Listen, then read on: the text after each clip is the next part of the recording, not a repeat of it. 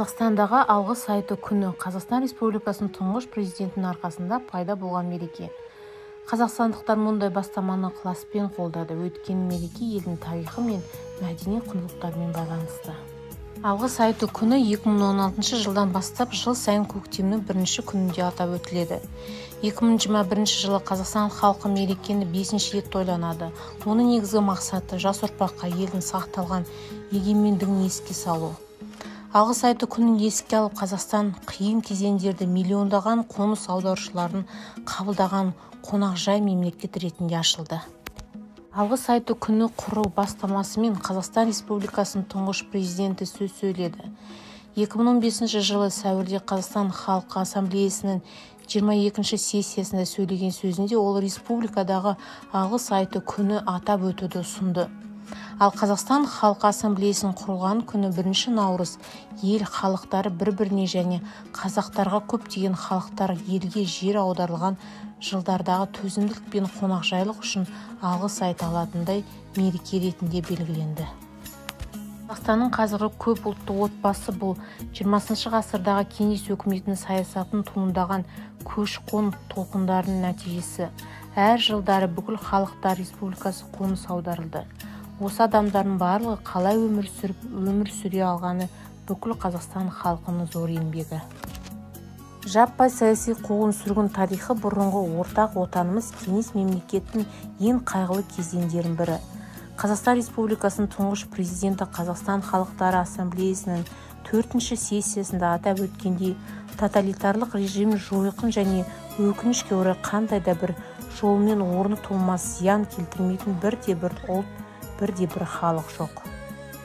Қарағанды еңбек пен түзету лагері Карлаг 1931 жылы 19 желтоқсанда ұйымдастырылды. Ұйымның мақсаты Қазақстанның дамып келе жатқан көмір және металлургия өнеркәсібі үшін азық-түлік базасын құрылды.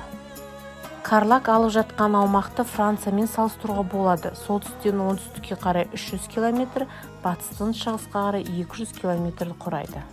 Карлаг құрамына 26 лагерь бөлімшесі кірді. Оның ішінде әйгілі Алжир, Ақмола ауданында орналасқан әйелдер лагері. Ол арқылы 18 мыңға жуық әйелдер өтті. Карлаг 1931 жылдан 1959 жылға дейін өмір сүрді. Кеңес одағының түкпір-түкпірінен адамдар Қарағанды лагеріне жіберілді. Карлагтың өмір сүру кезеңінде ол арқылы шамамен 1 миллион адам өткен.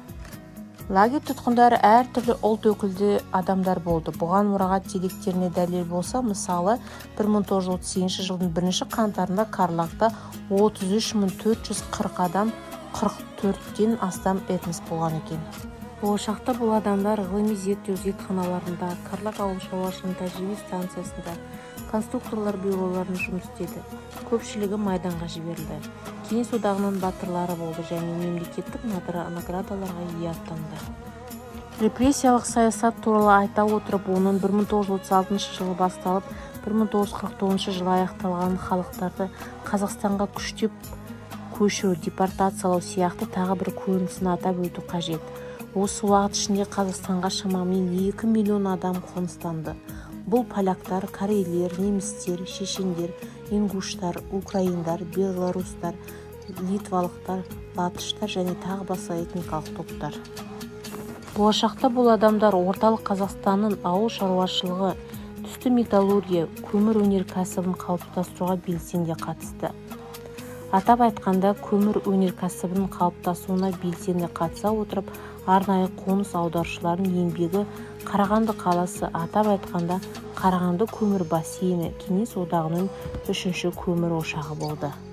Тарихыңызды есте сақтаңыз және мақтан етіңіз. Бұл алғыс айту күнінің негізгі хабарламаларының бірі.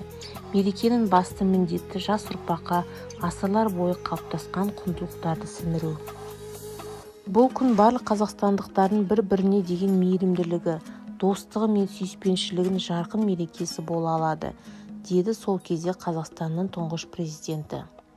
Алғыс айту күні адамдарға төзімділікті, басқа ұлт өкілдерімен қарым-қатынасты жасауды, туған елін, ұлтын, тамырын сүюді және құрметтеуді үйретеді. Бүгінгі таңда Қазақстан ұлтаралық келісім саясаты тұрақтылығының негізі болып табылады. Этностардың бір-біріне және қазақ халқына алғыс айту күні тығыз байланысты полиэтникалық ел. Мереке құтты болсын, қымбатты жерлестер.